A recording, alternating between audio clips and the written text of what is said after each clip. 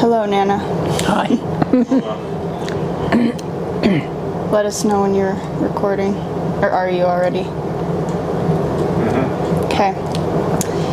So let's start with you sharing a little bit about when and where you were born. We're already starting? Oh. All right. So I was born in 1942 in Kingman, Arizona in August. And at that time, my dad was working out at the Gold Standard Mine. He was a chemist. So I was born in Kingman, and my first home was out at the mine site. And one of my earliest memories that my parents were always a little bit amazed about was I had this memory of this shack with a flower in the front yard and a telephone pole. And my parents were just stunned because they said, "That's the home we brought you home to when you were a baby." And it really was. It was a miner's shack. And we lived there until I was a toddler. And then my father took a job in Salt Lake City, I think at the Mint, doing some kind of thing. And by that time, World War II was opening up. And my dad, as a chemist, had skills that they really needed in the Naval Shipyard in Bremerton, Washington. So the family got all of the gas coupons together so that he could drive up to Bremerton to get that job. And so that's what happened. My dad left me and my mother. I was probably about, I'm going to say maybe 1.5 or 2 years old. And then my mother tells me the story that she had to take a train up to the Seattle area to join him, and that the train we traveled on was full of military personnel, just all these young men. And she said that they were all so cute with this little baby girl that she was traveling with. And so that was kind of my introduction to my childhood, was the war. And we moved into government housing at that time. The housing authority had thrown up all these project houses in Bremerton for all of the workers who were coming in to build ships for the war. And we lived in those project houses until I was in the 5th grade, actually. And Oh, hold on. and then we moved from there to Spokane. So those years in Bremerton were interesting years. There were war years and the years right after the war. And the projects were just full of kids. And sometimes we were kind of left on our own, and it was kind of wild and crazy. My mother at that time would work at J.C. Penney's during the Christmas season for Christmas money. I can remember that. In Bremerton, I had my grandmother, my maternal grandmother, Muriel Marie Manning Roberts. Her maiden name was Cannon. And my mother had a whole bunch of brothers. So in Bremerton, we spent time with my mother's family, and that was always lots of fun because those uncles were crazy. And we did a lot of fun stuff with them. I had one that I was especially fond of. His name was Art. And Uncle Art drove an old pickup truck. Gosh, it must have been a 1930 something. And he would get me in that truck, and I can remember he was shifting it on it was 4 on the floor. And we'd go up in old logging roads, and we would go everywhere together. He was just a great guy. A lot of fun. He eventually married and had a family, and actually he and his wife stood up for me and my husband when we got married. That's how close the relationship was. But I had other uncles too. I had Uncle Don, and he was great. And so these uncles were a lot of fun. My dad hung out a lot with the uncles, which was okay and not okay, because sometimes they'd go out and drink too much and get in trouble, and that wasn't great. So I do remember a few things in my childhood that were a little bit difficult.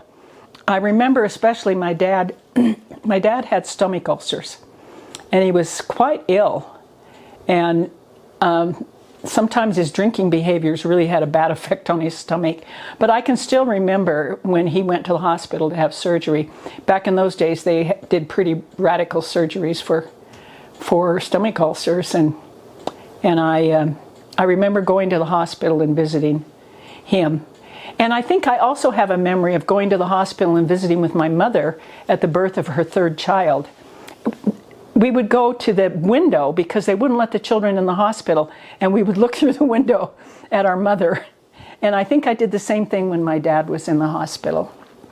So about the time I was going into the 5th grade, the family moved. My dad took a job with the Spokane Steel Foundry in the Spokane area. And we moved to the Spokane South Hill.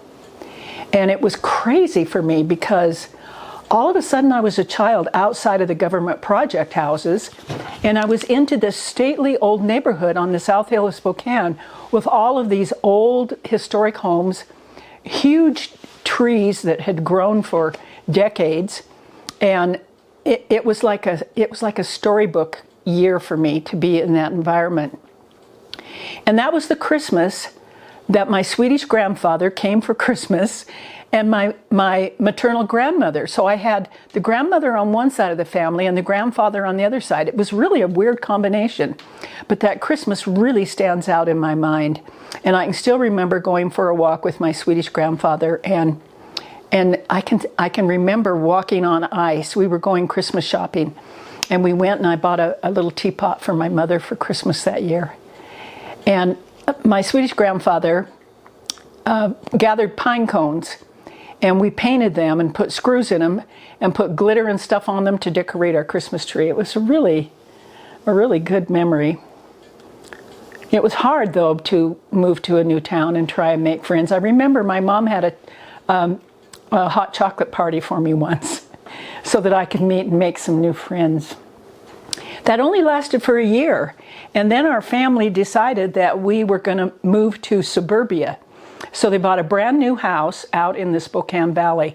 That was back in the 50s when there was really a housing boom going on, and a lot of people were becoming kind of upwardly mobile, and so they bought a new house, and we moved into that new house, and I didn't really like that new house. It didn't have the charm that the old neighborhood did, or the old house. So I started there in the 5th grade, and then eventually I stayed in that house all the way through high school. Those were okay years. I think that shortly after we moved to the Spokane Valley, my Swedish grandfather passed away, which was really sad. But the good news is that the summer before he passed away, he had come up to Spokane with my grandmother, and they took me back with them to Salt Lake City. It was really crazy. I can remember they had this old car, and we drove from Spokane through Coeur d'Alene, down through Montana to Salt Lake, and they picked up a hitchhiker. Can you believe that? And I'm sitting in the back seat with this hitchhiker, and I remember he didn't know how to pronounce Coeur d'Alene.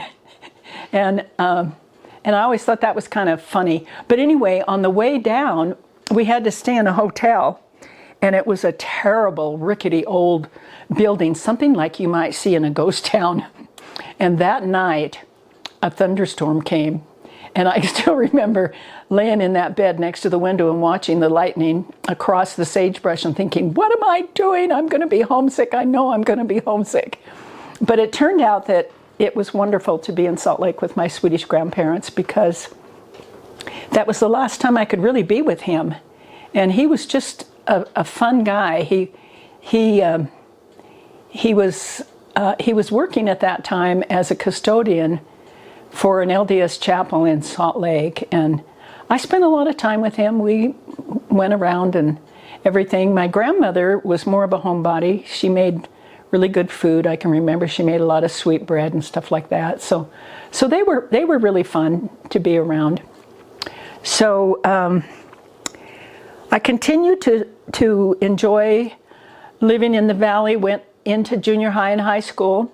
At that time, my father's drinking behaviors were becoming more disruptive to our family. And I think that I was beginning to assume the role in the family of the big sister, trying to keep things really smooth and rolling nicely, because there was a fair amount of disruption because of his problems. My mother got busy selling real estate, and it wasn't too long after that that their marriage failed and they were divorced. I continued to stay very close to my father, and would spend time with him. In fact, I traveled with him. He would take trips, business trips, or he would have business engagements, and I became his companion at that time. And that was really good for me, because I think I really got the best. I got the best of all the family members, really. I spent quality time with my grandparents. I spent a lot of time with my dad. My dad and I traveled all the way down into Arizona, and we went to Disneyland together. We did a lot of really fun things together. I'm trying to think. During this time, my mother was really becoming a very successful real estate sales lady, which was kind of unique because there weren't that many women doing that kind of thing in the 50s. And I was going through school. I was doing well in school. I was a good student. I was involved in dramatics. I was in the school plays, things of that nature. And then in my senior year in high school, I started dating a fellow who was LDS. And he began to introduce me to the church. And it began to remind me of those experiences I had with my Swedish grandfather in Salt Lake City. My Swedish grandfather had been a convert to the church in Sweden in around 1920, and had immigrated to Salt Lake. But my father had left the church, so my religious upbringing had totally been under my own steam, going to church. Maybe, the church across the street from our house was Lutheran.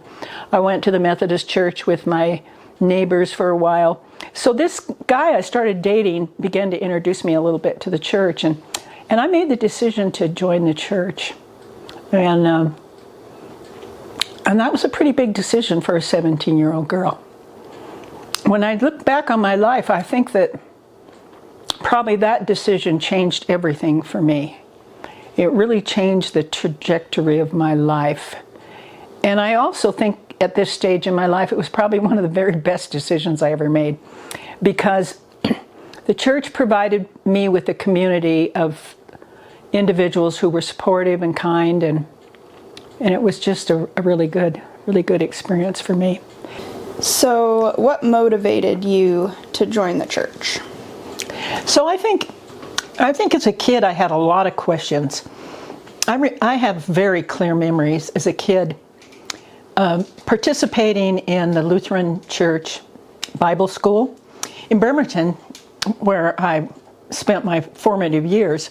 I used to go across the street to the Lutheran Church, and I had some really hard problems trying to figure out the Trinity. The Lutheran Church is very big on God in three persons, the Blessed Trinity, and it never made any sense to me. And so when I started investigating the Church of Jesus Christ of Latter-day Saints, I was stunned to find that they didn't believe in a Trinity, and that really was a hook. That caught me right away. And then when I was a teenager, I started going to the Methodist church with the neighbors. And in fact, I had even decided that I would join the Methodist church because I really felt like it was important that I enter into a baptismal covenant. But I went through all of the classes to join the Methodist church, and then the Saturday night before I was supposed to be baptized and join the church, I made an appointment with the minister, and I went in, and I was 14 years old at the time, and I told him, I'm not going to join your church. I said, I know I need to be baptized, so I'm going to let you baptize me, but I can't let you confirm me a member of the church because I have issues with your doctrine. And when I look back on that, I think that's amazing. What 14-year-old? God, doctrinal issues and would confront the pastor. But I did. There were things that just didn't feel right to me. And so as a 17-year-old, when I started investigating, I met with the missionaries. And by the way, my dad, who had left the LDS Church as a youth, was real supportive. And I met in his home with the missionaries, not in my mother's home. And so when the LDS missionaries started rolling out the plan of salvation, and all of the things that were troubling to me all of a sudden came together. It just felt like, yeah, this is totally right. And so I made the decision to join the church. And my father was very supportive of that. My mother less so. I think she was looking at that like, oh, you know, she was just confused by it. And my sisters, they kind of kept me at arm's length as far as that was concerned as well. So from that point on, I felt to a degree I separated myself from my family of origin because I had chosen to have a very different path. And I began to make very close relationships with other Latter-day Saints. And that continued and has to this day, where the members of the church, the Ward family, so to speak, became very critical to my sense of belonging, the feeling that that this is the right place for me. So all these years later, now at the age of 82, I can say that it's blessed my life. It was a very good decision for a 70-year-old girl to make. A very good decision. So yeah, that's what one of the questions was, what was your family's response to that? Yeah, I think that the broader family, like my uncles, I think they were all kind of scratching their head. But I did notice that from that time forward, that becoming a member of the church seemed to be an identity that was important to them when they interacted with me. It was like, yeah, now you're not quite like us. You're a little bit different. I always sensed that. I don't know if it was that they were a little more careful about their language. They just realized that I was marching to a different drummer. And that's been okay. It's been fine. So, yeah.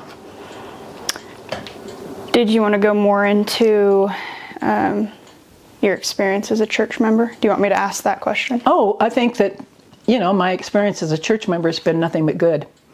I've had lots of opportunities to serve, made lots of good friends.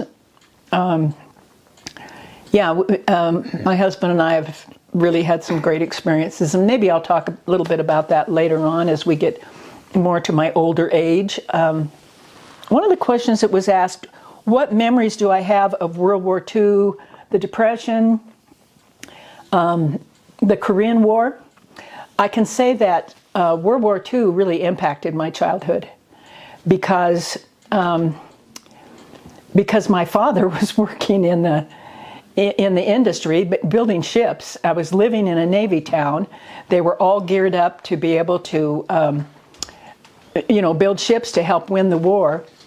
I think that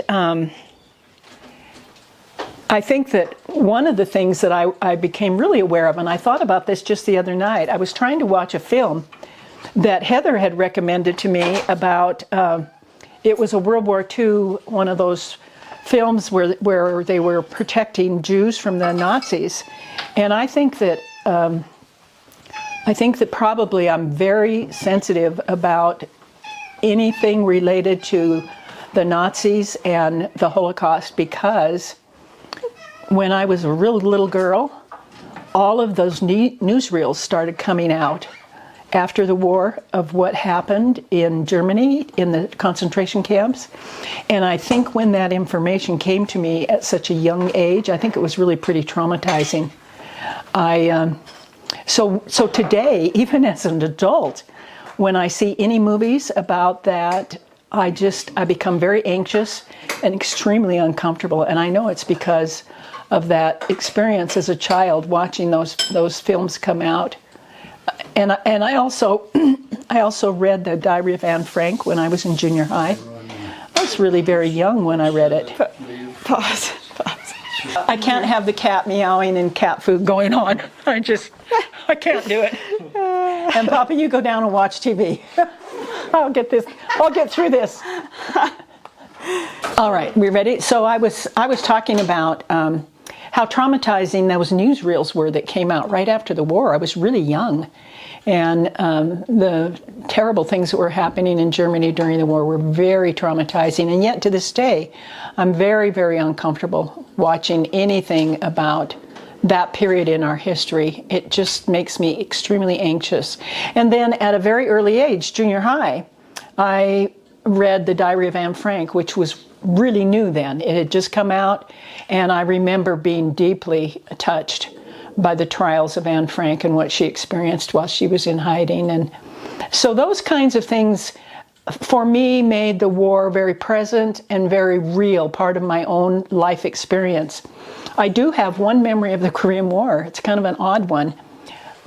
Our family went to Seattle to the train station.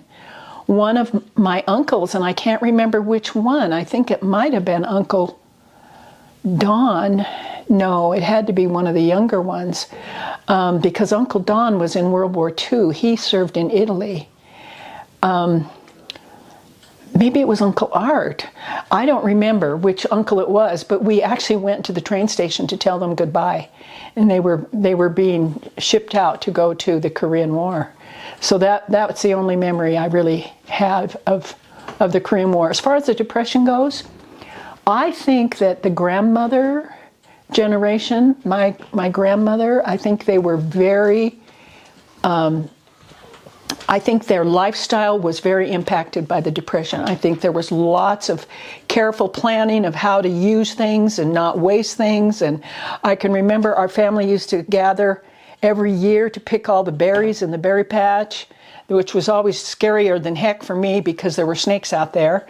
I remember one time, I was picking raspberries and I lifted my head up and there was a garden snake wrapped around the pole that was supporting the berries. And I was looking at it straight and I screamed, dropped all the berries, and my grandma thought that I was a wuss. And they always had chickens. They raised chickens and eggs, and she had chickens that I swear were as tall as my waist when I was a kid. They were white leghorns. I was terrified of them. And I'd go out in the hen house with a stick to get them to get off the nest so I could gather the eggs. It was, it was bad. So, any other questions? Yep. So, let's see. So you went to Olympic College right out of high school. What was that like in 1960? Olympic College. So I was all set to go to Eastern Washington College. In fact, I had my room reserved, everything. Eastern Washington is in Cheney, not too far from Spokane. And last minute, I felt very inspired, really, that I needed to drop that plan completely and go back to Bremerton, live with my grandmother, and go to Olympic College. And it turned out to be the right thing for me. Number one, I was able to spend more time with my grandmother. She was a restaurateur. She owned a little cafe, and she was working there, and I lived with her, and I worked in the cafe and went to school, and I spent a lot of time with Grandma, and really treasured my memories of being there with Grandma. For about a year and a half, I was there with her. And I turned out to be a really good student at college. I got really good grades, and I loved school. What were you studying? Well, I was actually an education major. Back in 1960, there weren't a lot of avenues open for women. It was just the beginning of the women's movement where more options were being looked at for women. But back when I was a girl, women trained to be nurses, secretaries, and teachers. And so I was training. I was thinking that I would want to be a teacher, but I don't think I was that career-oriented. I was just really enjoying all the classes I was taking. I was learning a lot, and One of the most interesting things that happened to me at Olympic College was I took an art class. And I'd been in the art class a couple of days, maybe a week, and a student came in late. And it happened to be John Bryce Davis, who would later on become my husband.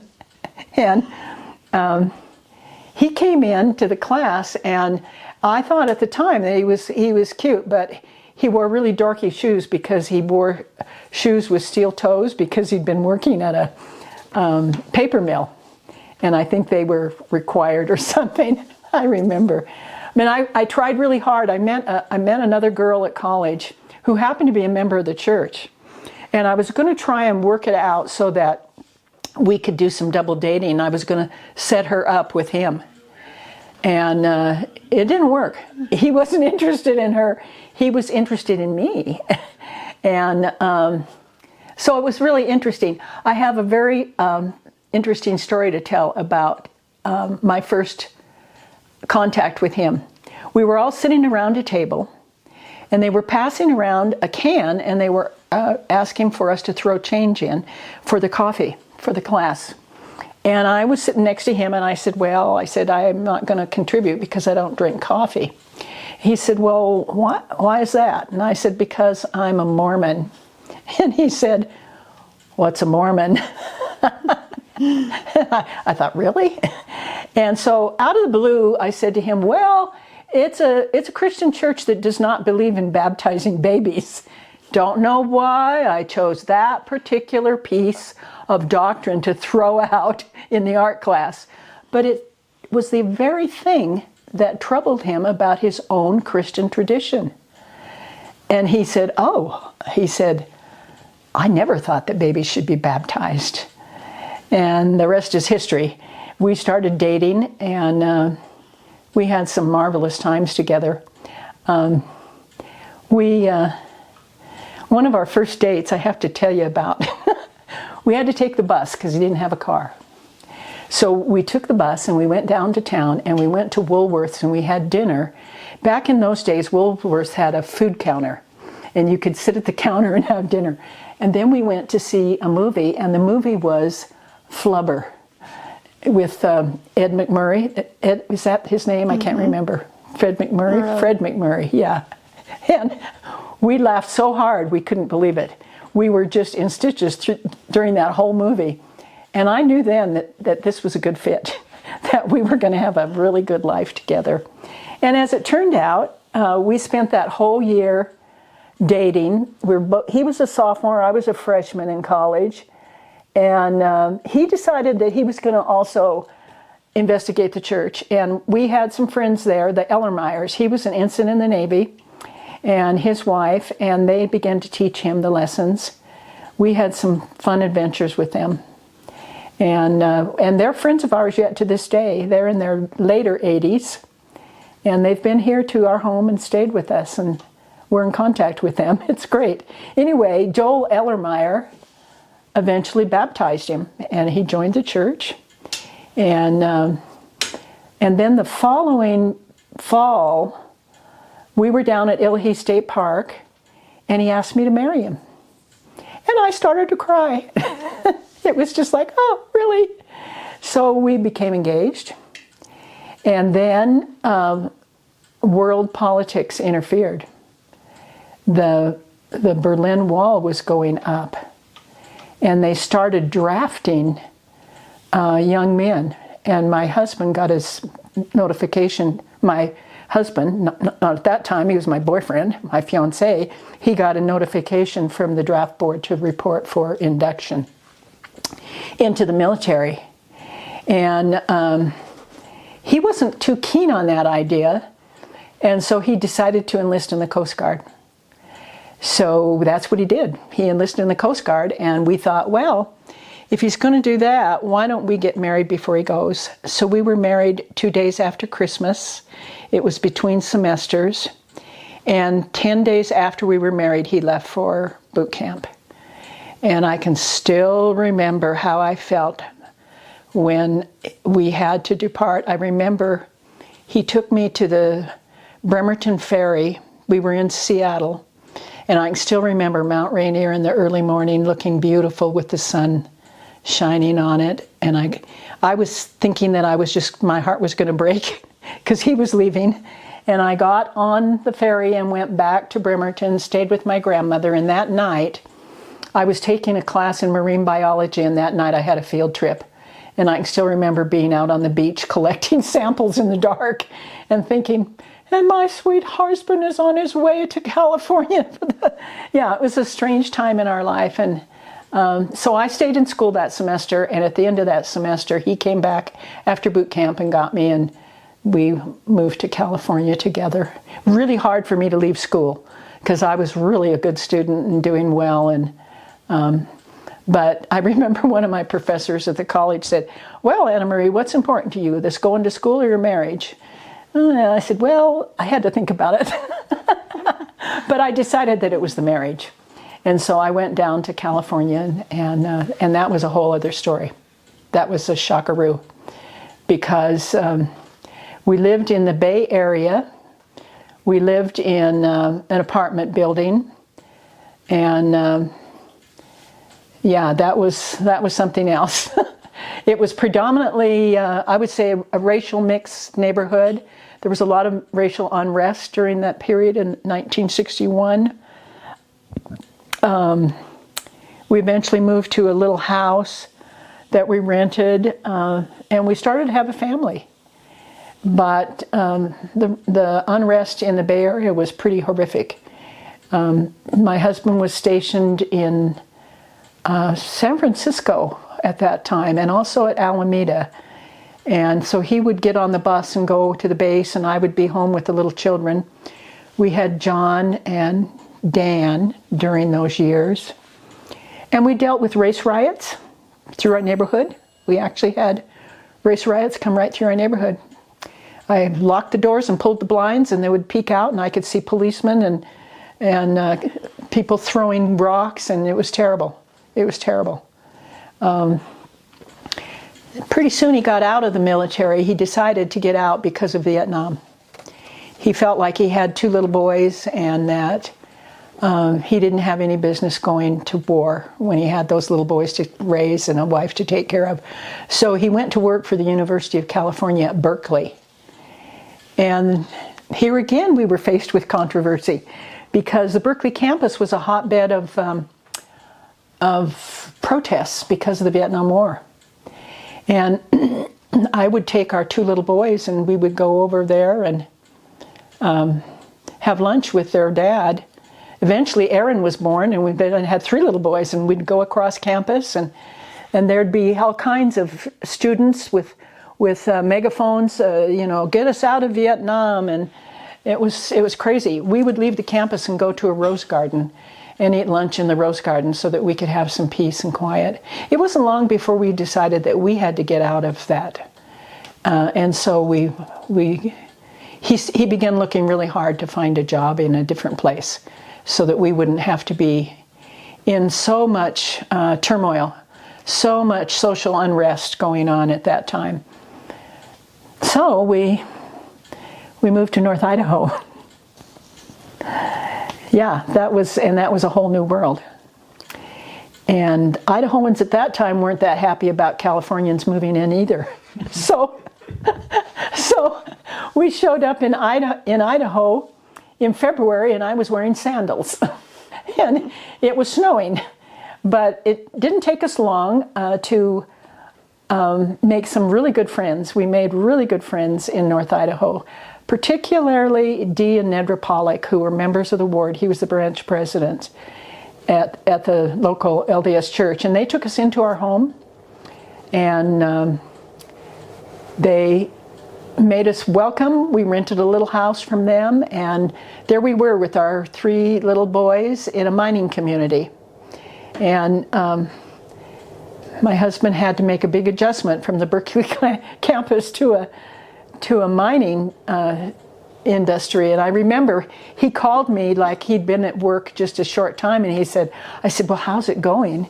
He said, the guys around here carry little tin cans with him and they spit in it. I said, what are they doing? He said, they're all chewing tobacco.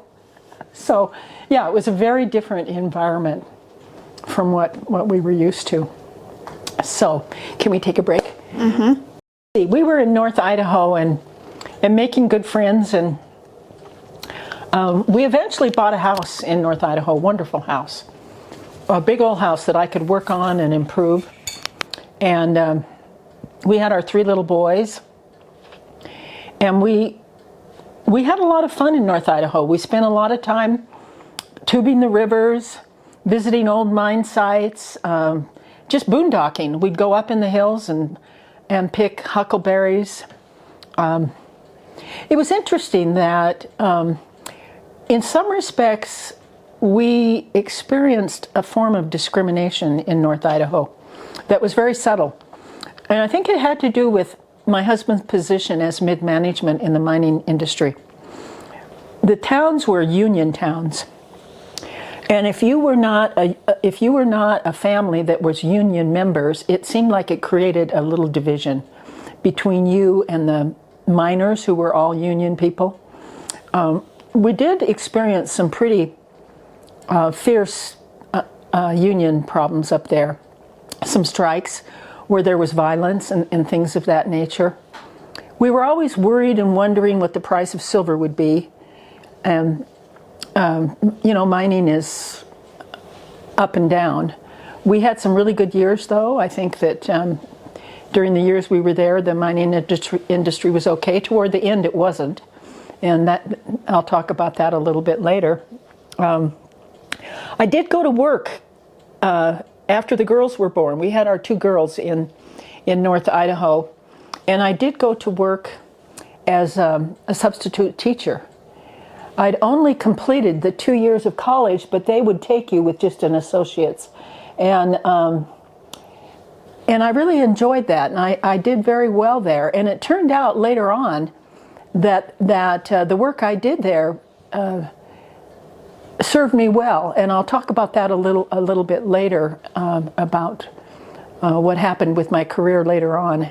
I guess that it's instructive to know that no matter what job you're doing, if you do it well, eventually it'll be to your advantage. You might think it's a small thing at the time, but it may turn out that it was important to do a good job. But I worked pretty consistently for the schools there. One of the really critical things that happened during those years was the Sunshine Mine disaster. This happened before our girls were born, and in the 70s, the early 70s, and a fire broke out in the Sunshine Mine where my husband was working. And at that time, I was serving as the Relief Society president in the local church. And I remember we did 7 funerals in 1 week. It was really a terrible time for our valley to lose so many miners at that time. And my husband was working literally around the clock, bringing in materials and things like that for the recovery. There were several miners that were trapped down in the mine that they did get out. 2 lived, and then 91 they had to recover. So that was quite a terrible experience for us. We also experienced floods there. I remember one night, this was after the girls were born. Let's see, they must have been, maybe we just had Heather at that time. But they came through and we had to evacuate in the middle of the night. We grabbed our kids and went to high ground. Fortunately, our property did not get flooded, but it did wash out the interstate freeway and took out the bridges. So it was a pretty wild flood. So there were always adventures living in North Idaho, and I think that we loved it. It was a really good experience. But in 1968, it seemed like, no, in 1985. We moved up there in 1968.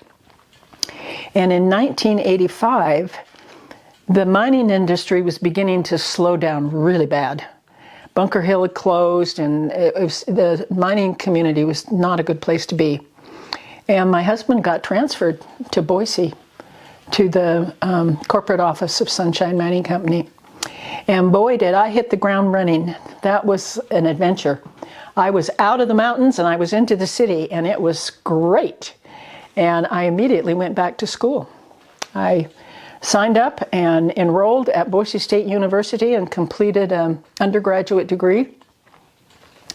I was working at the time.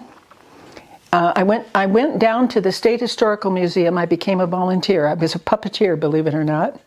And I was also doing tours at the State House. So I was doing all kinds of stuff in the city. I was running the puppets down at the museum, and I was giving tours. And pretty soon I became the president of the Friends of the Museum down there. And I was going to school full time, and I graduated with an undergraduate degree and loved that. I particularly enjoyed geology. Probably it was that old mining stuff. You know, my first home was in a mine in Arizona, and then my husband went to work for a mine. So this mining stuff continued to kind of resonate through my life. So I took a lot of classes, and I didn't take the intro classes. I took the classes that the geology majors took. But I realized as I was on a field trip in October with the geologists up in the mountains in Idaho, and it was so cold that the food inside of our ice chests froze. It was so cold, I decided, you know, maybe this geology isn't for me. You know, it's pretty rough. So, of course, I didn't pursue any careers in geology, but I did finish that undergraduate degree and really enjoyed it. I enjoyed my work at the museum. I was a buyer, and I would travel. I went to Denver on buying trips, and I went to Pittsburgh on buying trips. And we had a beautiful museum store there that I really enjoyed working for. And then, after a few years, by this time, our boys were raised, the girls were teenagers or young adults, and I began to feel like there must be something more that I needed to do. And I remember one day I was at the bank. I was at the drive-through at the bank making a deposit for the museum store. And it was weird, but the lady, she knew me because I was making deposits regularly. She said to me, and I was in my car and she was behind the glass. It's just a really strange thing, the way human beings connect. She said to me, oh, she said, I'm so worried. She says, I'm having trouble with my daughter. We found out that something terrible's happened with her, and she was giving me all these details about how distressed she was over something that had happened to her young daughter. And I had been doing a lot of reading, and I suggested to her, I said, well, you know, you might want to read this or that book. And she said, that's a great idea, I'll read it. And I began to pull out, and just as clear as a bell to my mind, I heard, get yourself ready to help people like that. What? Get yourself ready to help people like that? What does that mean? And it was just one of those moments where a thought comes into your mind that is more than a thought. It's almost a message. And I thought, what in the world did that mean? So I went home and I thought about it, and I picked up the newspaper, and lo and behold, there was a big ad that Idaho State University had just opened enrollment for a master's in counseling program. I thought, this is too coincidental.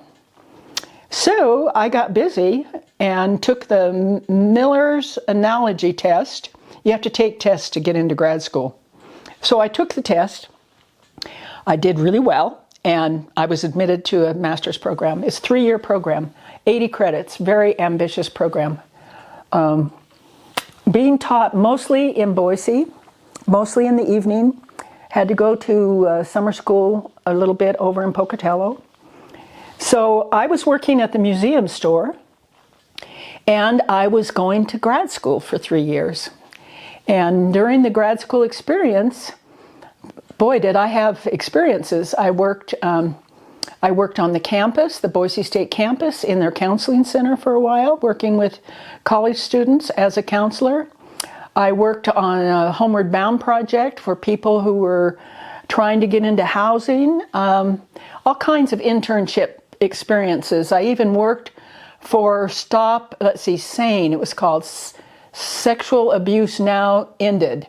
And that was pretty interesting and sometimes terrifying too. So I did a lot of interesting things during my master's program, and wondered what I would do with that after I graduated. And I didn't need to wonder long, because the Boise School District hired me right out of grad school as a drug prevention counselor. And I worked at that for 1 year. And here comes the story that's going to loop back to my days as a substitute teacher. So I immediately got busy with the Boise School District writing curriculum, because they didn't have a curriculum for their drug prevention program for children. And I immediately began writing lesson plans and curriculum. And I had a whole notebook.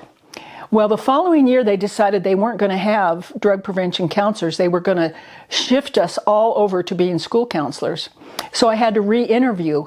And I went in with these area directors, a couple of them. There were 2 or 3 there. And I brought in my curriculum, sat down and started interviewing. And one of them was just awful to me.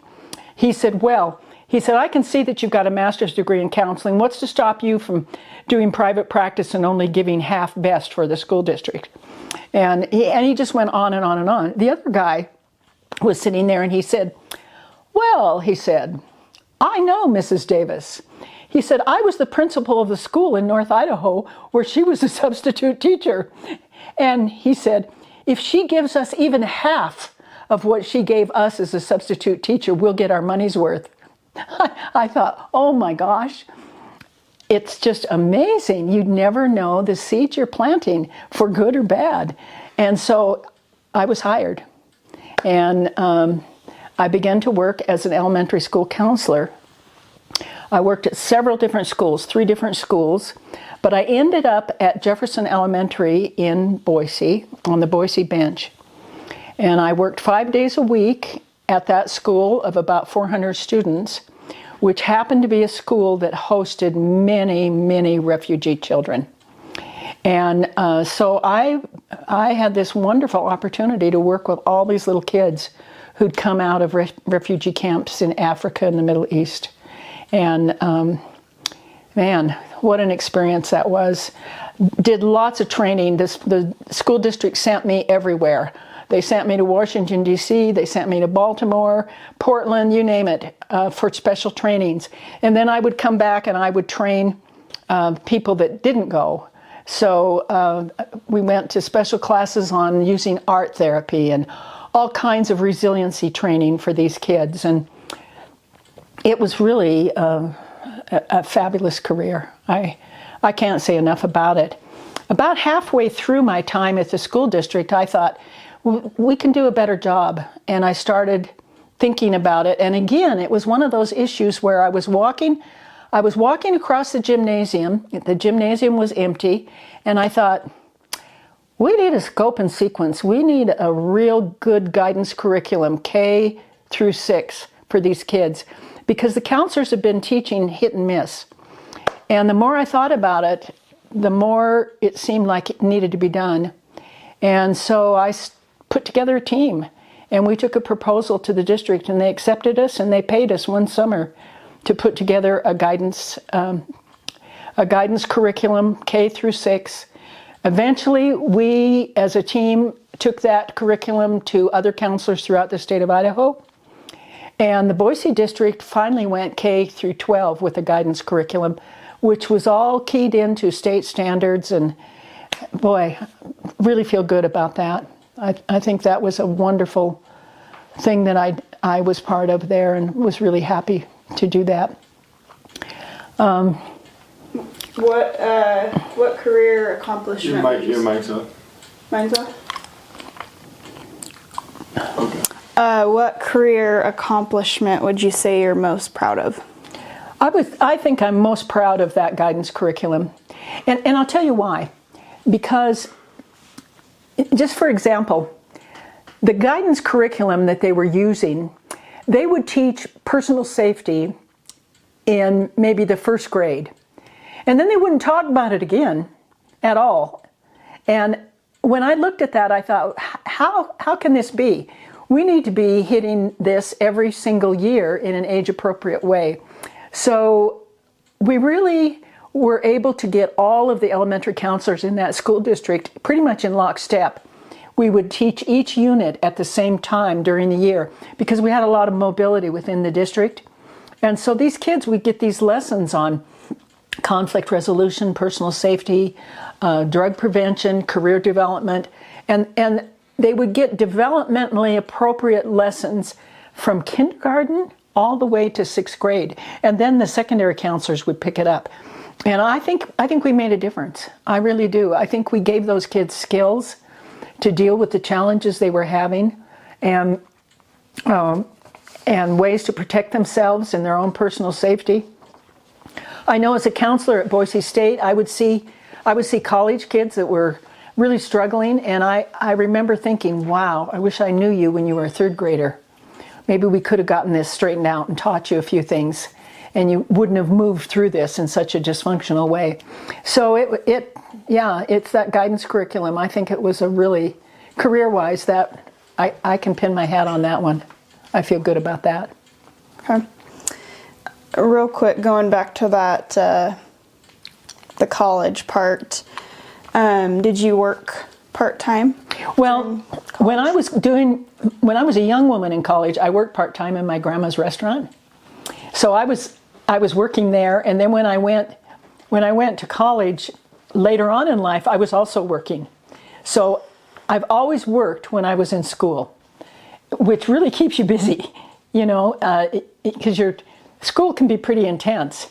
But I also was able to work. I worked, in the cafe when I was doing those first 2 years, and then at Boise State, I was working at the museum.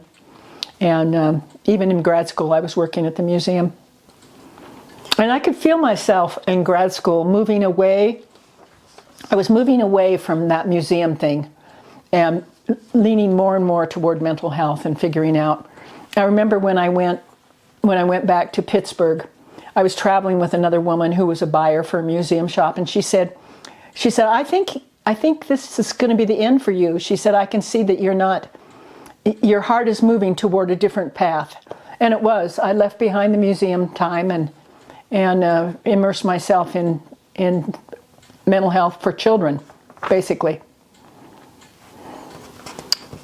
Okay, I'm just looking over this to make sure, because I think Now, I retired in 2008 from my career, and immediately the church called me on a mission to be a mental health advisor in South America. And my calling down there in South America was to work with missionaries. And when I would meet with the missionaries in South America in zone conferences, I would always tell them that my specialty was working with children, which made me eminently qualified to work with them. And they would always laugh when I would say that, because most of the missionaries were just, 19, 20-year-olds, pretty much kids. But that was a really neat thing, to be able to use my skills to help young people who were having a complication in their missions. It was a good experience. You want to talk a little bit about your husband being a bishop in the Coeur d'Alene stake? Yeah, he was called to be a bishop at a really interesting time in our life, because we actually had a lot of kids. We had 3 boys, and it was during the time that he was the bishop that I was having the girls. And at that time in the church, the bishops really had a lot of responsibility on them, because the church was organized at that time without the elders quorum functioning the way it does today, which takes a lot of the burden off of bishops. And so he was extremely busy. And one of the hardest things we faced during that period of time was the death of our Relief Society president, Janet Gailey. And I was pregnant at that time with our youngest daughter, Janet. And that was really a tough thing.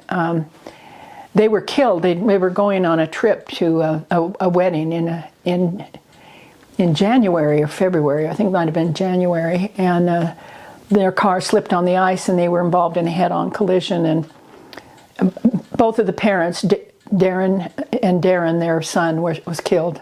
Wendell and Janet, the parents, and Darren, their son. And Darren was a very good friend with our son, Aaron. So that was a big tragedy that we dealt with. And I had a lot of problems carrying Janet at that time and ended up in the hospital for a few days because of premature labor. But things calmed down, and I finally had her in May, and everything was good. But yeah, those were hard years. And then later on, during that period, my dad moved to North Idaho. He wasn't really doing very well on his own. And he moved to Pinehurst and just lived down the street from us. He bought a little mobile home, and so he was just our neighbor. And again, that was a wonderful opportunity to be with him during the later years of his life. But it was also a challenge because he was a late-stage alcoholic, and his drinking behaviors really interfered a lot with the happiness and peace that he could have enjoyed. And it was a burden on me, too, because I was worried about him a lot, and he would end up in the hospital and things like that. But the good thing was he was such a wonderful person that in spite of his drinking problems, I would say that the family has good memories of him. It was just a tragedy that he couldn't overcome that during his life, and he eventually died at a very young age. He was only 67. So that was a sad thing, and that was also during those years when my husband was either the bishop, I think he was the bishop then, or on the High Council. And he might have been on the High Council then. So we made pretty significant sacrifices for church service during those years.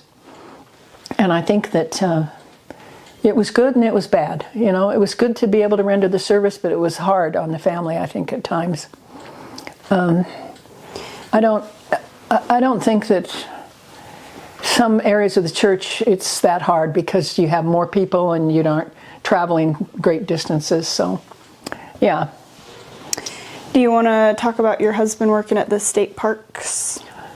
Yeah, after he finished with the mining company, he went to work for State Parks and Recreation, and boy, was that a change.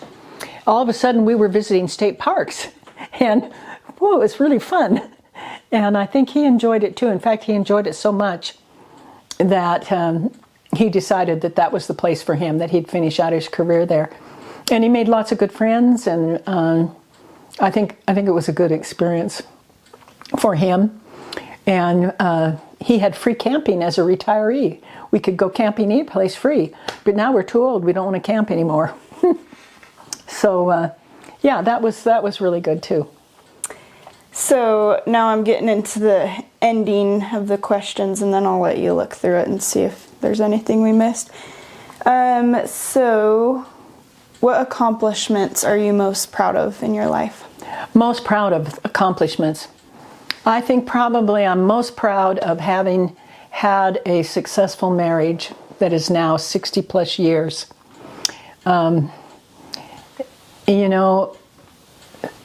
That's quite an achievement to be happily married for that many years. There's a lot of couples that aren't that fortunate, and I think that I'm most proud of that. My husband and I have been very compatible through the years. Very little conflict. He's been 100% supportive of everything I've done. Never felt intimidated by any of the things I was doing, just behind me 100%. And I think that's made all the difference. Some of the decisions we make are life-changing. And when I made a decision at 17 to join the church, and at 19 to marry John Bryce Davis, I must have been inspired because, boy, it sure turned out really good. The other accomplishment that I'm really pleased with is I raised 5 kids that have all turned out to be wonderful people, great citizens, just bright, hardworking, great people. And I'm proud of every one of them. I think that's a great thing. I'm also proud of having been a good person and used my time to do good works. I think that I haven't wasted a lot of time. I've spent my time here on this earth doing things that benefit others, I think, for the most part. My work as a counselor, and now in my old age, I spend a lot of time with family history. I teach classes, believe it or not, and many people. I teach down at the Burley Family Search Center. I teach at the expos, and lots of people learn how to do family history because of my classes, and I'm very, very happy to be doing that. So, yeah, those are good accomplishments. So, if you could change anything in your life, what would it be? If I could change anything, well, I think that my life has been blessed. And I don't know that I would change anything. I've often thought how neat it would have been if I could have taken advantage of educational opportunities while I was living in California. While my husband was at the Berkeley campus, I could have been a student. But on the other hand, I also had little children. And so I chose the better part, which was to be with the children. So, I guess a woman can have it all, but she can't have it all at once. She's got to have it sequentially. So there was a time to do the children, there was a time to do the education, there was a time to do career. And fortunately, because of the support of my husband, both financially and in every other way, I was able to take advantage of all those things. Regret? Yeah, I could. I think anybody who's been a parent has regrets. We'd all like to be better parents, But I will say this. I can't think of any parent that doesn't have good intentions. My parents had the best of intentions, didn't always do the right thing. My husband and I had the best of intentions, sometimes messed it up. So, but hindsight is 20/20. Wish I'd done this, wish I'd done that. But you can't go back. You just have to move forward. Yep. What events would you say had the greatest impact on your life? The events that had the greatest impact on my life, certainly my marriage and joining the church. They set the course. Absolutely. I mean, I can't emphasize enough how important becoming a member of the church has been to my life, and marrying the right sort of person. I mean, a bad marriage can pretty well mess you up, and I was blessed to have a really good marriage, and still do.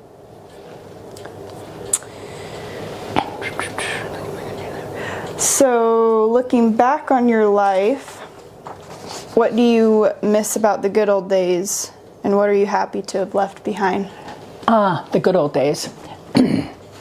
So I think they weren't the good old days.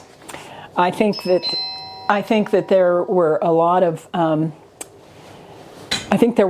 things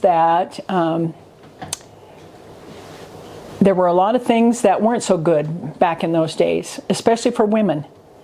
I'm really glad that I live at a time now where women have more opportunities for education. Women have more safety. Heavens, my grandmother's generation, my mother's generation, it wasn't that great for women. So I also think that when I was a kid, I have a clear memory of being sick almost to death with the measles. Seriously. Now you don't remember that, my dear grandchild, or grandchildren, because you had an immunization. So I grew up before that. I grew up before the immunizations were available. I grew up before the polio immunization was available. I have friends who were afflicted with polio. I myself suffered through measles. It was really bad. So when I think about the old days, I think that maybe these days are better. We have more things. There's a lot of complications today, but there's a lot of good things. A lot of good things. So as a mother, what advice would you give to your children and grandchildren to ensure a happy and productive life? To ensure a happy and productive life. Number one, be grateful. I think gratitude goes a long way to helping us have good feelings about our life. Every day, celebrate gratitude. The other thing is, be personally responsible for your own life. I think growth stops when we shift that burden to somebody else. So be personally accountable for what you're doing, own what you're doing, and be grateful for the many advantages and opportunities that you have in your life. Every day, make a list before you go to bed in your mind. What can I be grateful for today? I think those are critical. And help other people. Service. I think if we become too self-focused, we lose opportunities for personal growth and happiness. So those would be the key things. Personal responsibility, gratitude, service. Those are all just really critically important. Take care of your bodies. You know, all of you come from family that has long life. My mother lived 98 years. My husband's mother lived 93 or so. So you might live a long time, you grandchildren and great-grandchildren. Take care of your bodies so that when you're old, you won't be in a body that's all racked and ruined, that it'll be fairly fit because you've taken care of yourself and you've lived a healthy lifestyle. So that's critically important, I think. So at 82 years old, what are your goals for your future? At 82, I still have goals.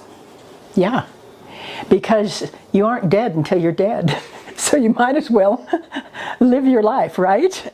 So some of my goals. In the spring, of course, I'm going to get my yard cleaned up. I love being out in the yard. I'm definitely going to continue to teach family history. I'm going to continue to make myself available to do that kind of thing. I'm hoping that I can spend meaningful time with family members, grandchildren, great-grandchildren, just to know them and to enjoy them, and to enjoy what they're doing in their lives. When you're 80-some years old, you're not as active as you once were. You're home a lot. But through technology, you can really enjoy what your kids are doing. Maybe they're taking trips to Portugal or Thailand, and you get to see that. Or maybe, like Clayton, he's doing crazy things with racetracks and tractors. And we get to see some of that stuff. We have kids right now, grandkids who are in college. And it's wonderful to hear about what they're doing. So my goal would be to stay engaged with them and to stay engaged with my peers. We have a lot of friends and we go out to dinner and we do fun things with them. So I'm going to live my life every single day until I can't live it anymore. And then I'm shooting through the veil and I'm going to be busy on the other side. And that's it. That's a good ending. Awesome. So I'm done. Yeah, I think Thank you. I think we hit everything. You got a good life, huh? I did. A busy life. Yeah, I did. Thank you. Yeah. All right. So let's start with you sharing a little bit about when and where you were born and just a summary of your childhood growing up. Well, I was born in Port Angeles, Washington in 1939.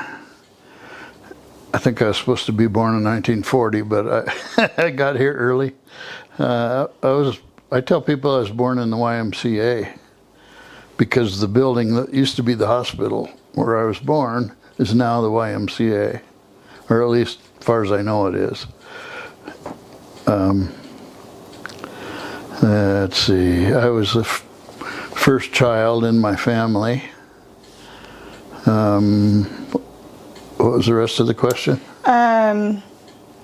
Just kind of a summary of your childhood and growing up. Maybe talk about Your sibling, is it just Molly? Yeah. Yeah, yeah.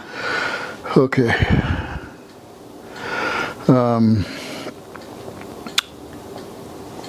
Well, I don't know if you know the house where we lived or not, up on 14th Street.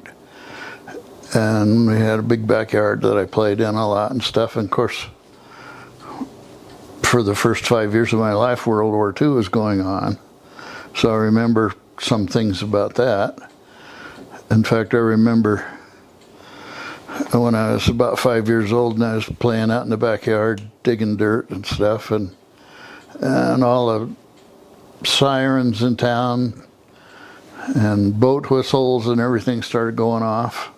My mom came and yelled out the door that the war was over, and that's why everybody was celebrating that the Japanese finally surrendered. And let's see, I went to Roosevelt Junior High, which used to be the high school, but then they built a new high school, so they made the old one into the junior high. It was down maybe a mile, more than a mile from my house, and we would ride bikes for a while to school, and then we got too old, and that would have been, not cool to ride your bike to school anymore, so we'd walk. And then high school was up on the hill at Port Angeles High School. And again, it wasn't cool to take the bus or anything. So you either had to have a car or ride with some cooler kid who had a car. So I finally got a driver's license, I think when I was a sophomore. And I got a 1940 Chevrolet. It was really a piece of junk. Paid $50 for it. So I used to drive that to school. And then after that one finally gave up the ghost, I got a 1940 Plymouth coupe, business coupe. It was a little better of a car. And one good thing about it was it was kind of a car like a salesman would use, so the trunk had a door that went into where the back seat would be. In most cars, it didn't have a back seat. It had a place for salesman stuff. So you could also put your buddies back there to go to the drive-in movie and get them in free.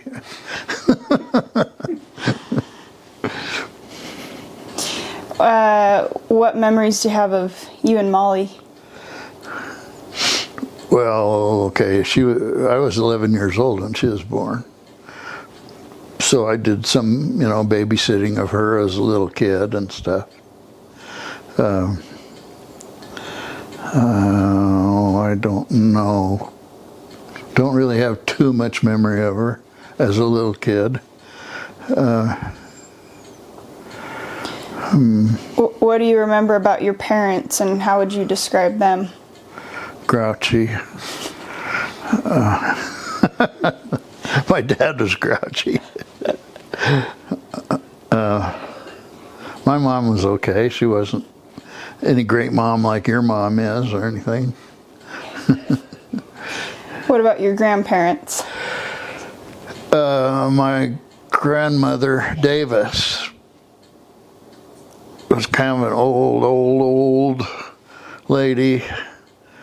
Had been a widow for umpteen years, and my Aunt Ruth, who had never married, who was a school teacher in Port Angeles, they lived together, and Ruth took care of her, I guess, and I remember that she finally went into a nursing home, and then she died after we lived in California, so I didn't go to her funeral or anything.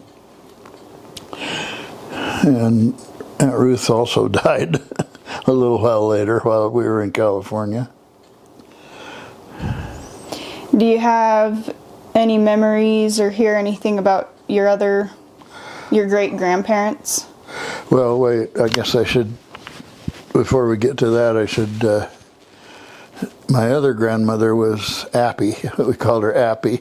Her name was Jessie Brown Raber, She was married to Carl Raber in Seattle. They lived in Seattle, and she actually got a job working for Carl Raber and his wife, his first wife, because she had polio or something. She was in a wheelchair. So my grandma was hired to work in their house and take care of her and stuff. And then she died, and then my grandma moved right in, took her place. Carl was pretty well off, so it was a good deal for my grandma. And they were both really nice people. I used to actually take the bus from Port Angeles to Seattle and visit them and stay for a few days. And my grandma would take us, we'd go downtown Seattle shopping and have lots of fun. I thought it was great fun. Also, at that time in Seattle, there were vendors that would come around the neighborhoods and sell vegetables, fish, meat, whatever, off a truck or a wagon or something. And of course, my grandmother would buy something from everybody. That was lots of fun. In fact, she'd even have the vendors come into her house and give them a cup of coffee and stuff. So, you want me to ask about The great-grandparents. Yeah, yeah. Didn't know any of them except for I met Appy's dad, the one who was in the book Pioneering in Alberta. I don't know if you ever read that book. My grandmother wrote it. Anyway, I saw on film that I had met that grandpa, but I was only about 2 years old, so I don't remember it. Did you have any aunts or uncles that played an important role in your life? Let me re-ask that. Did you have any aunts or uncles that played an important part in your life? No. I had some that I knew, but I can't say they didn't even live. Maybe my Aunt Ruth, because she lived in Port Angeles. But uncles, they all lived in California or someplace. Didn't know them. What about any cousins? Had some cousins that I knew, didn't hardly ever spend much time with them. They must be all dead now because they were older than me. What kinds of jobs did you do as a youth and college-age student? Well, my first job that I ever had was when I was in the 10th grade. Me and another kid, is that the right way to say that? Another kid and I got a job at the Pepsi-Cola bottling plant in Port Angeles. In those days, the pop companies bottled in every little dinky town. Now, it's all done in China or someplace. Anyway, this kid and I had a job of sorting empty bottles that would come in from grocery stores and taverns and stuff. So we'd sort the bottles, and then they'd go through a washing process and get filled up again. So I remember I worked from after school till about 5 o'clock, about 2 hours, 3 to 5, 5 days a week, I think. I can't really remember. How old were you? Well, sophomore in high school. Then, I guess about junior in high school, I got a job at McGlynn's Grocery, which was a Thriftway supermarket. And I probably got the job because my parents were friends with the owners. Anyway, I worked there about 2 years after school on Saturdays and things. That was quite fun. A couple other high school friends of mine worked there. Their parents probably knew the McGlens too. I can't say that we worked very hard. One thing that was fun about that job was I was a box boy, was my official designation. So, and people would come through the check stand, and it wasn't like plastic sacks are now. You used actual empty cardboard boxes, put their groceries in, and then carry it out to their car. And it was always fun to go out and see what new cars people had. I remember Edsels, when the Edsels came out, one of the customers had a new Edsel. I was really impressed with that. Then when I graduated from high school, I got a job at the paper mill because it paid about twice as much as the grocery store. And my dad, of course, worked there, and so he was able to get me a job. They were pretty good about hiring the kids of their employees, because the employees would take vacations in the summer, and so they had kids to fill in. And that's about it, I guess, for work. yeah. Okay. Tell us a little bit about your first cars. Well, the first one I had was that 1940 Chevrolet. Its engine was just on its last legs. I needed to put really heavy oil in it to keep it from knocking. And then I don't know how long how long I had that, or I can't remember what I did with it. If somebody actually paid me for it or what. And then I had a 1940 Plymouth business coupe. That's the one I was telling you about, that you could smuggle people into the drive-in movie with. Probably don't want to put that in your video, though.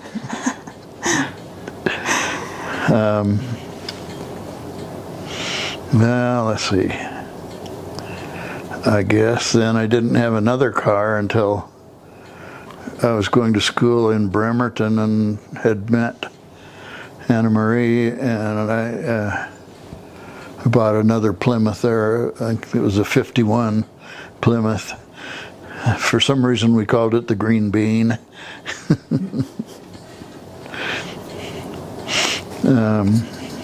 Later on,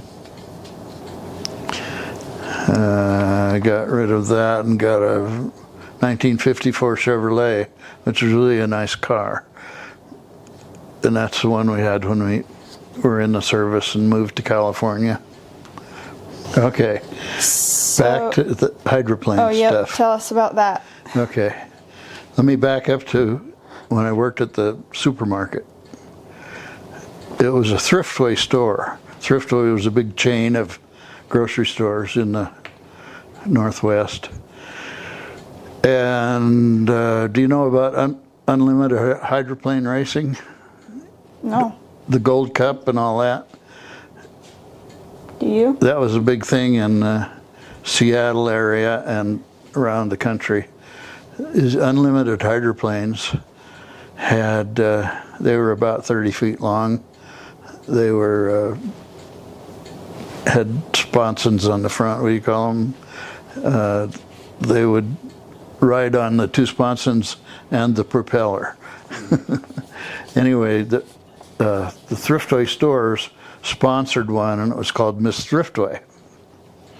And it won a lot of races. They had this driver named Bill Muncie that turned out to be probably the best driver in the whole world until he got killed.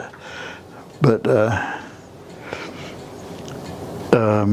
for some reason, advertising, I guess, some of the grocery stores had these small, about 10-foot long, 3-point hydroplanes built, and they displayed them in the stores for quite a few months, and then they had drawings or auctions or something to give them to some lucky person.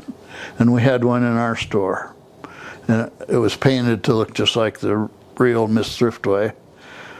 It was for outboard motor powered though, rather than an airplane engine. And I don't even remember who won that in our store. Somebody did, and I can't. It's sort of blanked out now from this point on. But somehow, later, I ended up owning that. I don't know how that worked. So anyway, I would go out to Lake Sutherland a lot, and I had I think a 16-horse Mercury motor on it, and it would do about 40 miles an hour. And there was a couple other kids that had similar boats, and we would race around the lake and try not to kill each other. But I never was in any organized races or anything like that. And I think I finally had to sell that boat in order to get some money to buy that 54 Chevy that I had. Is that why Uncle Dan likes to go fast on boats? Probably.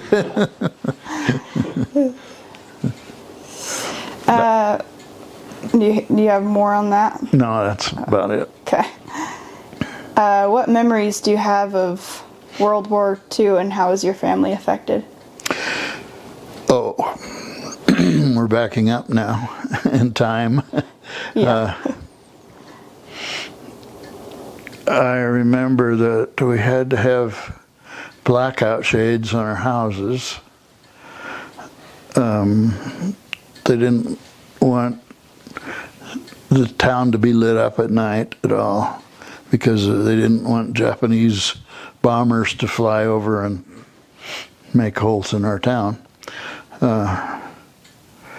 And the paper mill where my dad worked, of course I didn't know this at the time because I was 4 years old or something, but they had painted all the windows in the mill black so that at night no light got out.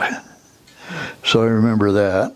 And I remember that our next door neighbor, who was a guy who owned a little grocery store, kind of more like a convenience store, he had a job. That's Alexa. I don't know why she does that. Anyway, this guy had... Sorry, I didn't find a group or device named Light. Uh-oh. Alexa off.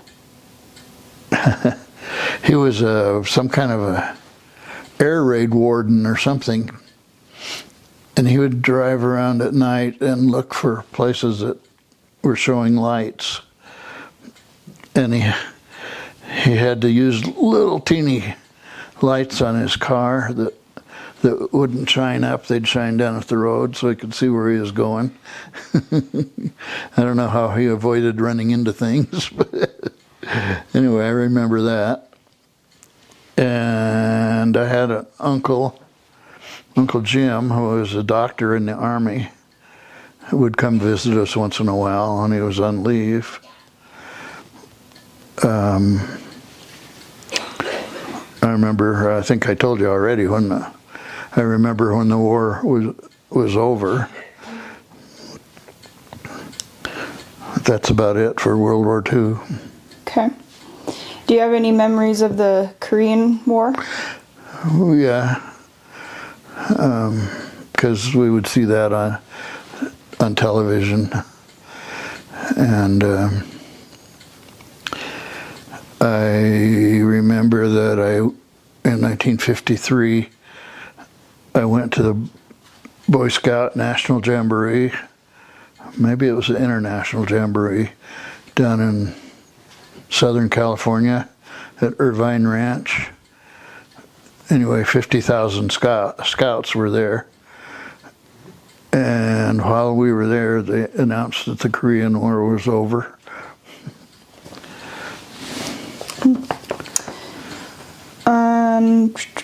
How did you happen to enlist in the Coast Guard? Well, I was raised in Port Angeles, which is a Coast Guard town. A big Coast Guard cutter was home base there, and also there's a Coast Guard air station there, still there. So I knew a lot about the Coast Guard. And I knew that they pretty much never dug foxholes. So I thought that was the way to go. What was boot camp like for you? Oh, it was something that I would have liked to avoid, but it lasted 12 weeks. It was in Alameda, California, on Government Island, which was a big Coast Guard base.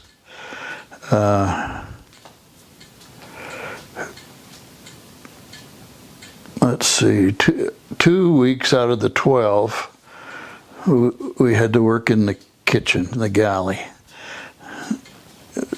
washing dishes, making coffee. For some reason, I got elected to make coffee.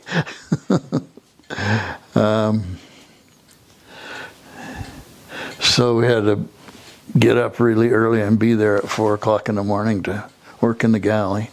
And we'd work there till like 7 o'clock at night or something.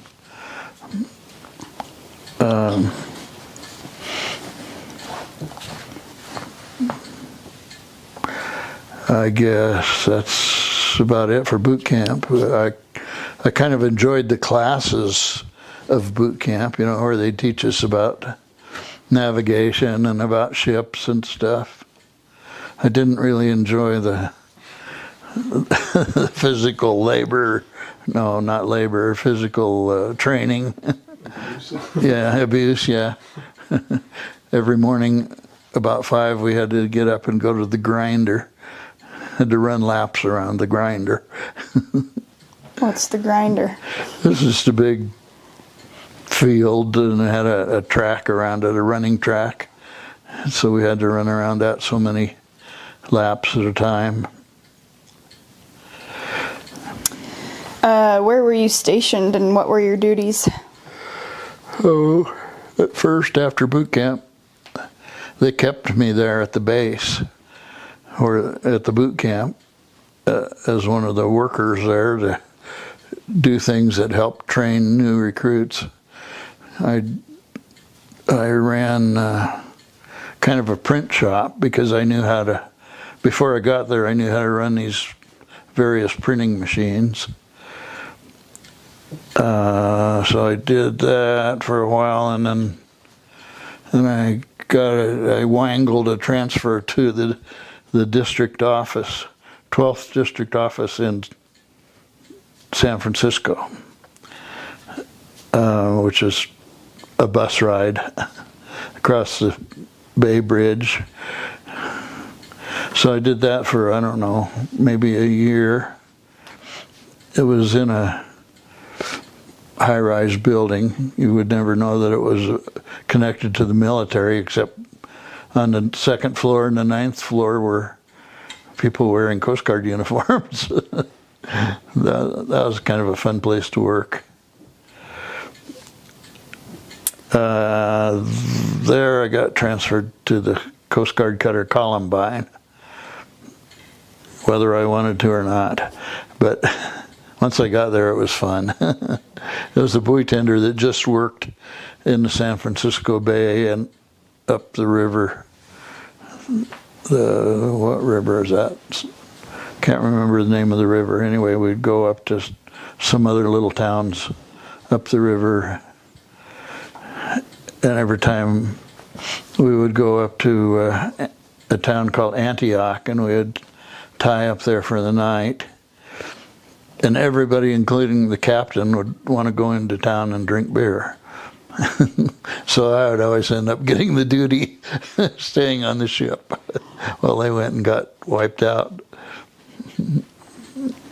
Did you enjoy being in the Coast Guard then? Yeah, pretty much. Yeah. Why did you decide to leave after 4 years? Oh, because Vietnam was going on. Just as I was leaving, they were starting to send Coast Guard people over there. So I said, adios. Tell us about when you... Sorry, I read it wrong. I read it your first wife, and I was like, wait, what? Tell us about when you first met your future wife, Anna Marie. Well, she already told you all that stuff. Yeah, she did, but What's your perspective? Well, you heard the story about it. We met in art class and all that. And her grandmother owned a restaurant, so I thought that was a good deal. What's your best memory when you were dating her?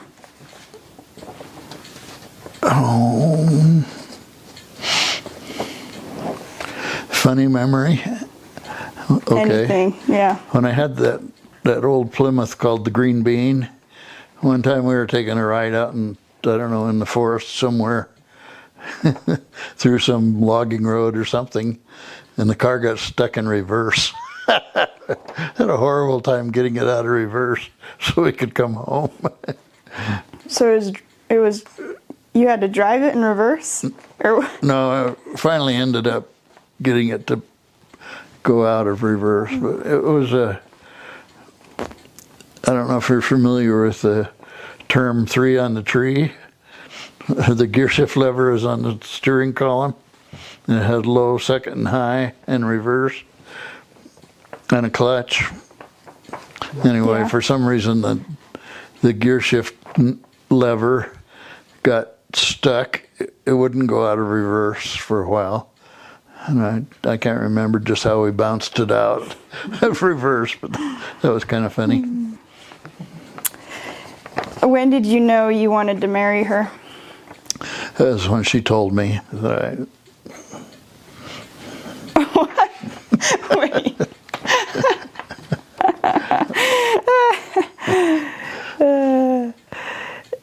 Do you remember when you asked her to marry you? actually, I think she asked me. It was in my grandfather Carl's kitchen at the table, I think. Or we were washing dishes, that was it. Carl wasn't there, it was just Anna Marie and I, and we were washing dishes, and she said, okay, this is it. We're going to get married because you're going in the service, and etc. So did you have an official proposal? No. No, it wasn't. We didn't write it down and sign it or anything. Okay.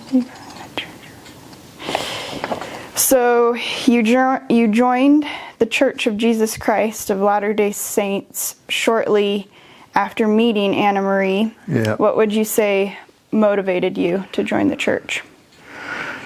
Oh, well, I could say she did, but I just thought, I took missionary lessons from people, and I thought it all made sense. It sounded logical compared to the Methodist church that I formerly belonged to. What was your family's response to that? Oh, they were not happy at all. My mom never did say much about it, but my dad was unhappy, which is kind of funny because he never even went to the Methodist church except maybe once a year. But he didn't want me to not go to it. What has your experience been like as a church member? A lot of work. But it's been great. You want to tell us a little bit about being a bishop? Okay. What do you want me to tell you? What was the most difficult experience you had as a bishop? Oh, a couple of times I had people who were really nutcases who would threaten me or my family and stuff like that. And that was not happy times. But mostly it was great, good people and everything. What was your best experiences as being a bishop? Oh, let's see. Getting released. No, that's probably not true. I got to, go to a lot of functions and see and associate with people. One time I got to go to Seattle to some big, I can't remember what they called it, but it was a meeting of all the bishops from all over the whole state of Washington and northern Idaho, and the prophet was there, who was President Kimball, and that was an interesting time.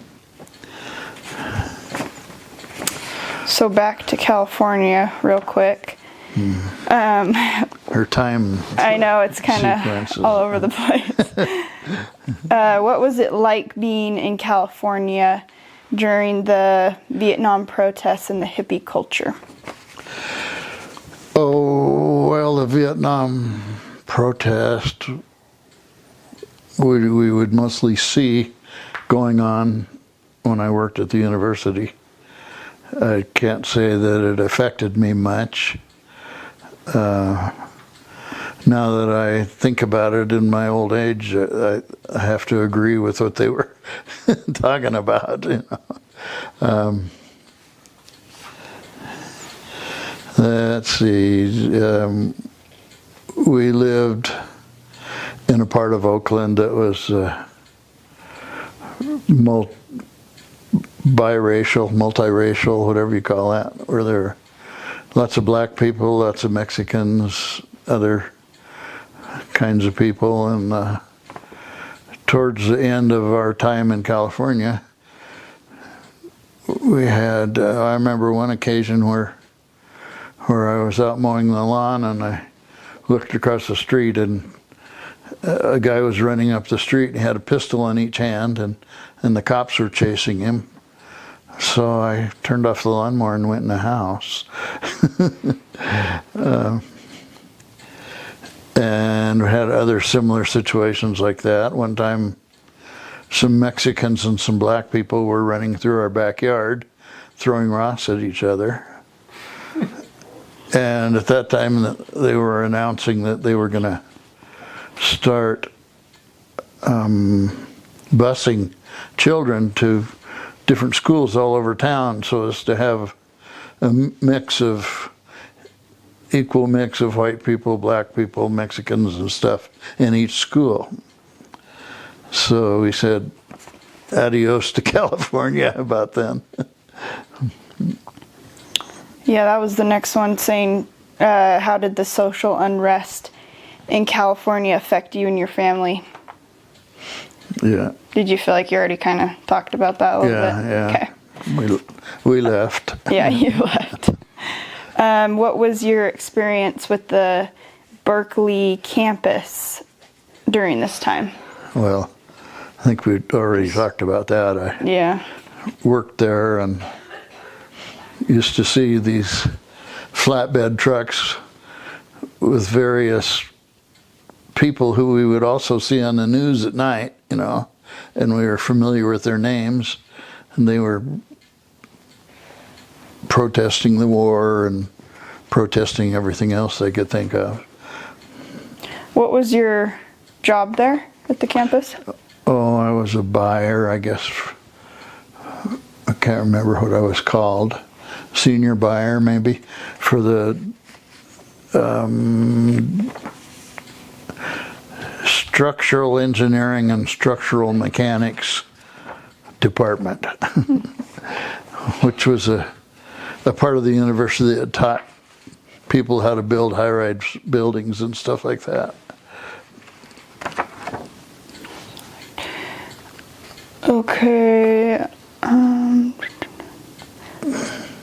So what was it like to come from the Berkeley campus up to a silver mine in North Idaho? Oh, quite a bit different.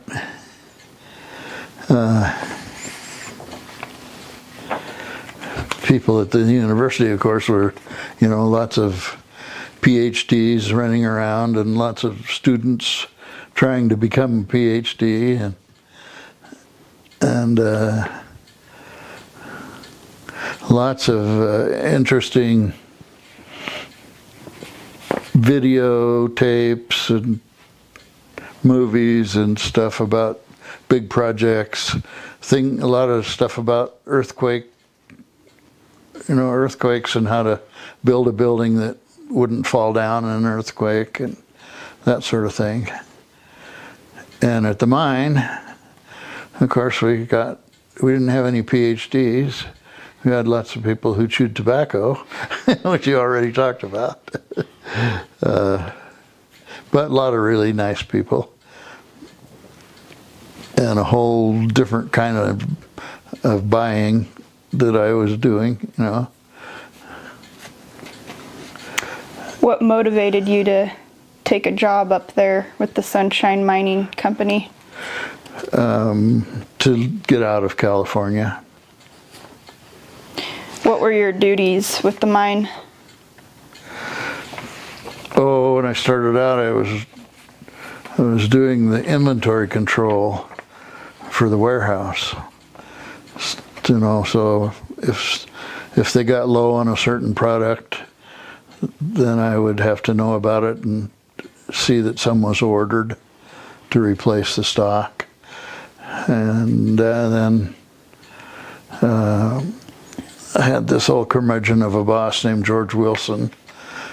He finally retired, and then I got his job as the purchasing agent. Then quite a bit later, I don't know how long later, 10 years or something, they transferred me to Boise. And why they had an office in Boise, nobody ever knows. But they did. It wasn't like we had a mine under the downtown Boise or anything. What was your experience with the Sunshine Mine disaster where 91 miners died? Oh, that was quite an experience. I remember that I was up,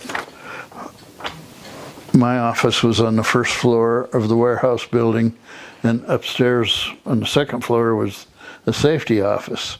And several of us would go up there to eat our lunches. And I was up there eating lunch when they called from underground and said they had a fire going, and they wanted to get the people with the breathing apparatuses in the mine and see if they could help get people out and so forth. I remember that. And then I guess we must have worked maybe a month and a half of 12-hour shifts every day, 7 days a week. And then finally we got a day off, 1 day off. And then pretty finally after that, we went back to just working 8-hour shifts. But the mine was closed from when that happened, and that happened in May. I think it was in December that they finally were able to start production again. Okay. I didn't know this part, but so you earned a bachelor's degree while living in North Idaho. Yep. How did you manage a job, family, and church service while finishing up a college degree? It wasn't too hard. What's the name of the college? Lewis Clark State College, which is in Lewiston, Idaho. For some reason decided they would have some remote campuses. And one of them they decided on was the Kellogg area. Actually, we ended up going to classes in Osborne, which is just up the road. And I saw the advertisement for that in the paper and decided to go check it out, and that's what I did.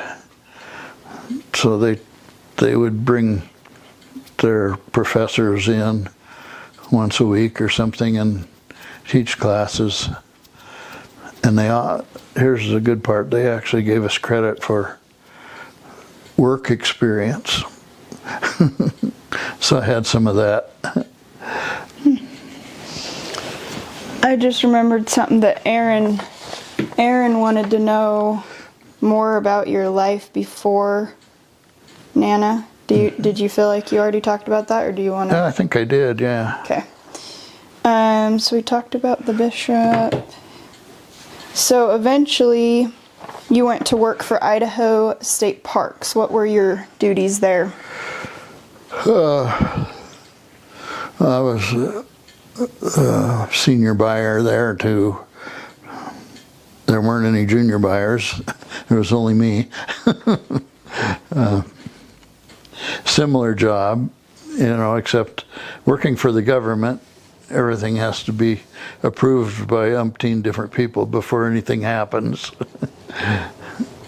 At the mining company, if they decided they wanted a new tractor or something, or a mine hoist or a big pump, they'd say, "Get us right now." They didn't care what it cost or anything. And it wasn't that way at the state parks.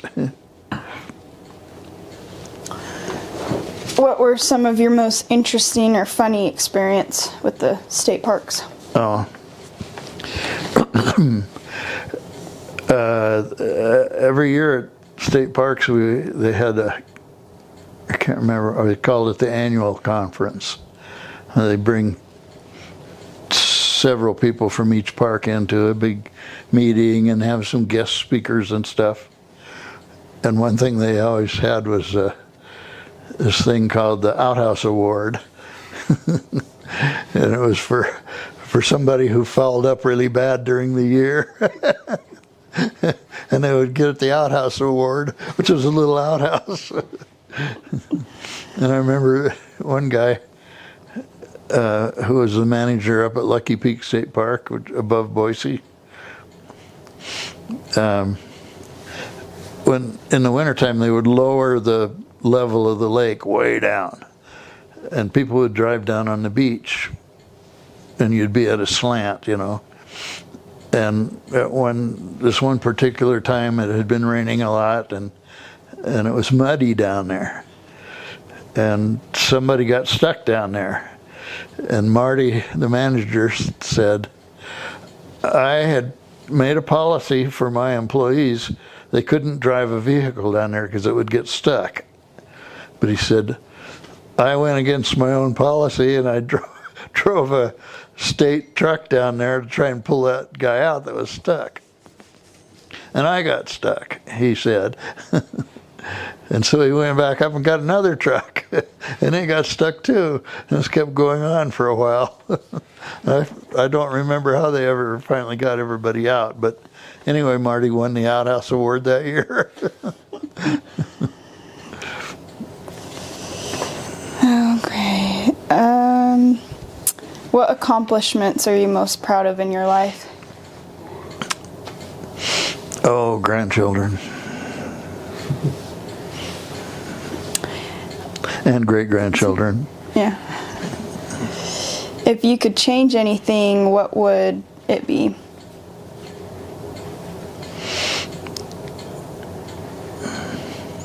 I don't know. I probably would have liked to have gone to a school to learn how to be an officer on a ship, a freight ship or something, and had a career in that. But then I probably wouldn't have gotten married, and you guys wouldn't exist, and so forth. That's true. So I didn't do that. What events had the greatest impact on your life? Well, being a church member, for sure.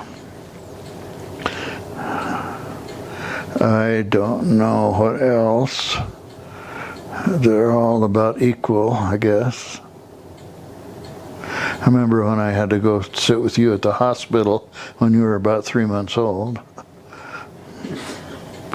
Was that when I had RSV? Yeah. Yeah. That's when I got you to smile. And you came and sat with me in the hospital Yeah. when I had a burst appendix too. Oh, did I? Oh, Yep. in Pocatello. Mm-hmm. Yeah. Yep. See, I'm an all-around nice guy. Yep.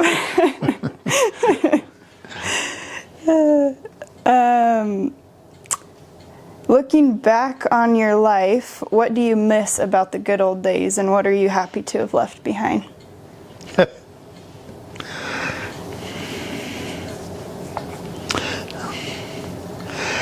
Oh, I don't know. Maybe my dad might be happy that he's not in the picture anymore. That's probably a bad thing to say, though.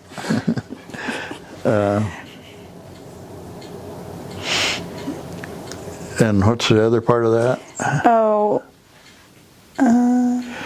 just what do you miss about the good old days? Oh, I miss being around Port Angeles and around Oregon and stuff. You know, the ocean and the waters and the bays and boats and ships and stuff. I miss that. Hardly ever see any big ships on the Snake River.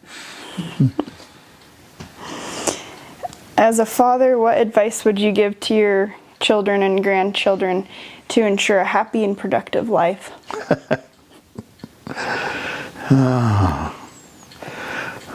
Obey the laws.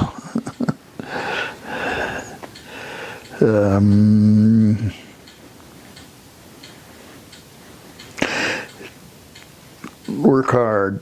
Don't expect other people to work for you. Do your stuff for you. Try not to get food stamps. Okay. So, Papa, at 85 years old, you are still mowing the 1.25 acres you live on. Mm-hmm. One of your great-grandchildren asked, what is your favorite lawnmower? I guess it would be my John Deere riding mower, a D140.